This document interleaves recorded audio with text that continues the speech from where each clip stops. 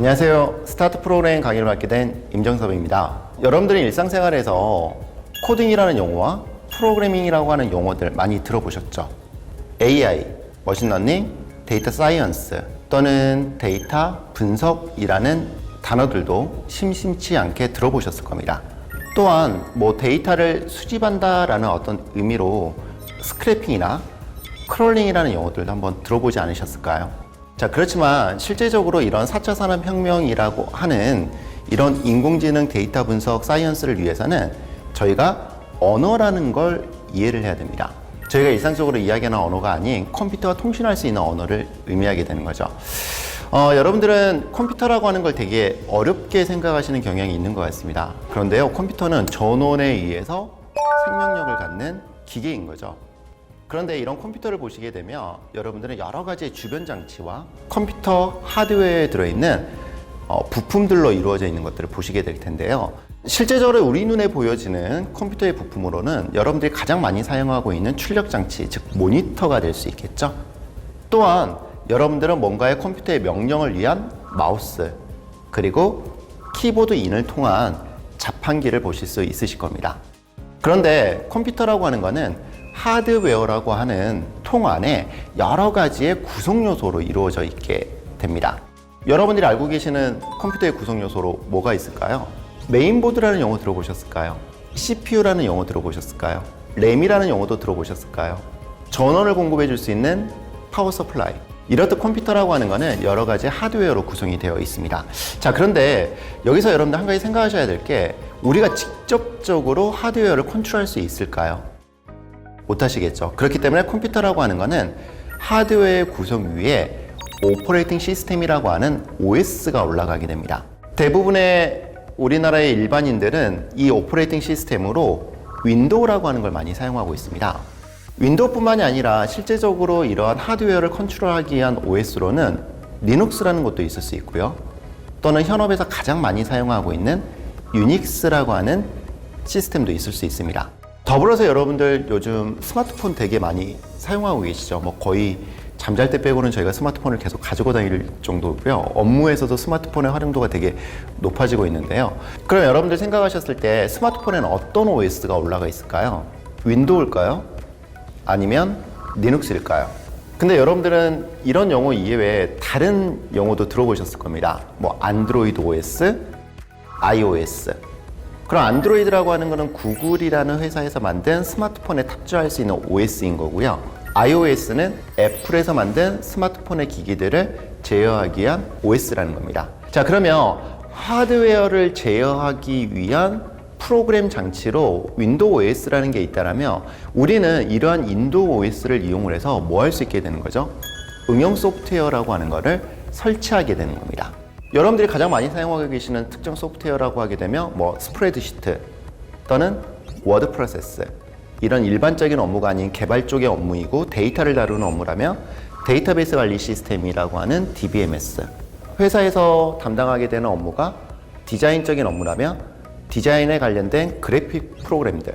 그런데 만약 여러분들이 실제 응용 소프트웨어를 만들고 싶으시다라면 가능할까요? 가능합니다. 여기에서 우리는 코딩과 프로그램의 차이를 이해하고 넘어가셔야 되지 않으실까 싶습니다. 코딩이라고 하는 거는요, 코드에 ing를 붙인 합성어라고 이해를 하셔도 되지 않을까 싶습니다. 또한 이걸 저희가 풀어서 설명을 하게 된다면 코딩은 코딩을 작성한다라는 의미를 담고 있게 되는 거죠. 예를 하나 들어볼까요? 난방기를 우리가 동작시키기 위해서는 난방기와 통신할 수 있는 리모컨이라고 하는 걸 필요로 하게 될 겁니다. 그러면 전원을 놓고 온도를 조절하고 바람의 방향을 조절할 수 있는 액션을 리모컨을 통해서 기계에게 전달하게 되는 거죠.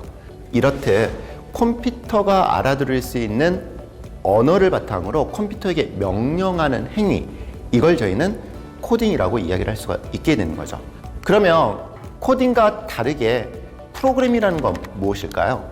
마찬가지입니다. 프로그래밍도 프로그램과 ing의 합성어라고 생각을 해주셔도 되지 않을까 싶습니다. 다만 코딩과의 차이점을 이야기한다라고 하게 되면 저는 여기에 알고리즘이라는 단어를 추가하고 싶습니다. 뭐 이제 알고리즘이라는 이제 단어가 나오니까 알고리즘 되게 어려운 거 아니야? 라고 생각하실 수 있겠죠. 맞습니다. 알고리즘 되게 어렵죠. 저도 어렵습니다. 그런데 알고리즘이라고 하는 거를 쉽게 풀어서 설명을 드리면요. 우리가 매장에 갔을 때 키오스크라고 하는 기계들을 많이 보시게 될 겁니다. 여러분도 어떻게 하세요? 주문을 하실 때? 가장 먼저 매장에 입장을 해서 메뉴를 선택하시고 선택된 메뉴의 수량, 그리고 결제 방법, 그리고 결제를 통해서 여러분들이 실제 픽업대에서 여러분들이 원하시는 내용물을 받아들게 되실 겁니다. 이 과정에서 한번 생각을 해보시게 되면 제가 방금 말씀드렸던 일련의 절차, 이런 절차들을 저희는 알고리즘이라고 표현할 수 있습니다. 자, 그렇다면 프로그램이라고 하는 거는 알고리즘을 기반으로 해서 컴퓨터에게 명령하는 거라고 생각을 하시면 되지 않을까 싶습니다. 여러분들이 생각하셨을 때 프로그램과 코딩의 차이점 이해가 되셨을까요? 컴퓨터에게 명령하는 거는 동일하지만 여기에 알고리즘이라고 하는 게 있느냐 없느냐에 따라서 코딩이 될 수도 있고 프로그래밍이 될 수도 있다는 겁니다. 코딩과 프로그램 용어에 대한 차이를 이해를 하셨다면 단순한 코더가 아닌 뭐가 되셔야 될까요? 프로그램을 개발할 수 있는 응용 프로그래머가 돼야 되지 않을까요? 이런 개발자 또는 프로그래머라고 불려지는 어떤 직업군들이 있지 않을까요? 가장 보편적으로 진입장벽이 낮다라고 이야기를 하는 웹 프로그래머, 모바일 쪽에 관련된 개발자의 직업군도 존재를 할 수가 있습니다. 게임에 관련된 개발을 담당해 주시는 직업군도 존재를 할 수가 있고요. 특히나 이런 프로그램 언어에서 가장 중요한 보안에 관련된 프로그램을 작성하시는 보안 프로그래머들도 있을 수 있다는 거죠. 자, 그렇다면 여러분들이 생각하시는 프로그래밍 언어, 여기에 대해서 좀 더 설명을 드려볼까 하는데요. 프로그램이라고 하는 거는 사용 용도에 따라서 프론트엔드의 기반의 언어와 백엔드의 언어로 나뉘어질 수 있다는 거죠. 그러면 프론트엔드의 기반이라고 하는 거는 어떤 걸 의미하게 될까요? 여러분들, 즉 사용자들이 직접적으로 보는 화면을 저희가 프론트엔드라고 설명을 할 수 있습니다. HTML, 자바스크립트, 백본, 리액트, 앵귤러와 같은 여러 가지 프론트엔드 기반의 언어들이 존재를 하게 되는 겁니다. 동작과 구조, 그리고 행위에 대한 작업으로 이루어지게 된다라고 표현하게 되는 거죠. 그 다음에 백엔드라고 하는 거는 프론트에서 발생된 특정한 이벤트를 처리하는 언어들을 저희가 백엔드 기반의 언어라고 이야기를 할 수가 있습니다. 자, 그러면 백엔드 기반의 언어로서 가장 많이 사용되어지는 언어들은 뭐가 있을까요? 그래서 현업에 있는 개발자들이 추천하는 1위 언어는 자바라는 언어가 됩니다. 두 번째는 파이썬이라는 언어가 되고요. 거기에 한 가지를 더하게 되면 C라고 하는 언어가 있을 수 있겠죠. 각각의 언어마다 특화된 기술 기반을 담고 있다라고 생각을 하시면 될 것 같아요. C 언어는 일반적인 응용 소프트웨어보다는 하드웨어를 프로그램하는 언어로서의 특화된 부분이 존재를 합니다. 데이터 사이언스나 데이터 분석, 그리고 인공지능과 머신러닝을 하시기 위해서는 파이썬이라는 언어를 배우시는 겁니다. 그럼 내가 만약에 나는 응용 소프트웨어로 한번 발전해보고 싶어, 배우고 싶어 라고 하시게 되면 자바라는 언어를 추천드리겠습니다. 일반적인 대기업들, 그리고 관공서에서는 자바라는 언어를 기반으로 한 응용 소프트웨어들을 만들고 있고요. 그 만들어진 시스템들을 운영하고 있습니다. 꼭 우리나라뿐만이 아니라 전 세계적으로 자바라고 하는 프로그램의 영향력은 대단하다고 보실 수 있습니다. 자바라는 언어를 여러분들이 배우신다면 회사 업무에서 여러분들이 커뮤니케이션, 동료들과 커뮤니케이션 하시는 데 있어서도 상당한 도움이 되실 거라고 생각을 합니다. 그러면 우리가 프로그램을 개발한다라고 하는 거는 어떤 환경을 필요로 할까요?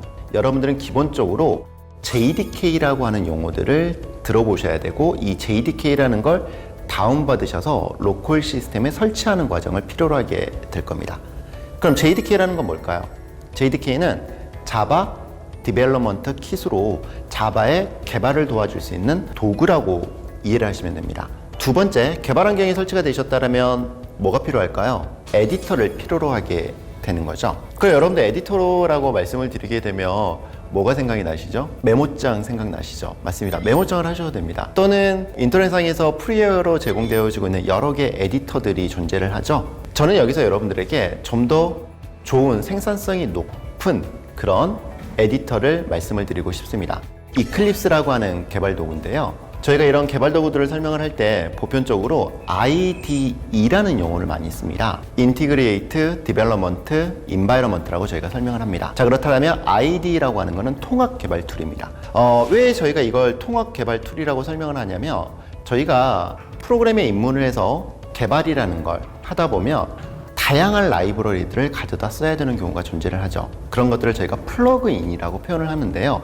이런 플러그인을 할 수 있는 그런 환경들이 편하게 개발자들에게 제공되어지기 때문에 이걸 저희가 통합 개발 툴이라고 하는 거죠.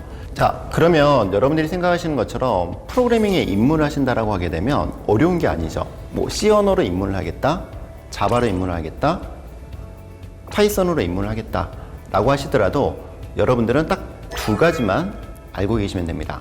첫 번째, 개발 환경에 관련된 세팅. 두 번째, 세팅된 개발 환경 내에서 컴퓨터와 통신할 수 있는 프로그램 언어를 코딩할 수 있는 개발 툴. 이 두 가지만 있다라면 C 언어건 자바건 파이썬이건 얼마든지 여러분들은 입문하실 수가 있게 되는 거고요.